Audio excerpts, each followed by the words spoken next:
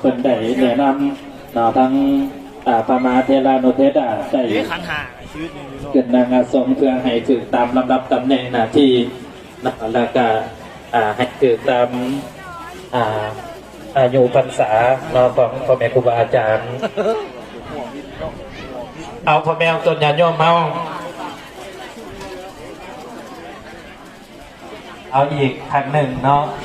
พ่อแม่ครูบาอาจารย์ที่ได้นิมนต์ขึ้นนางอาสมกระหน่อยอาตมาได้ขออนุญาตอ่านคืนอีกครั้งหนึ่งเนาะสำหรับได้ซื้อพระมหาเทรานุเทระมีแก่ได้ขึ้นนางอาสมเป็นองค์สูตรปริตามงคลจำนวน90เนาะรายชื่อดังนี้พระอาจารย์ใหญ่มหาเวทมาเสไล2พระอาจารย์ใหญ่มหาคัมมาปัญญาวิจิตร3พระอาจารย์ใหญ่มหาบุญมี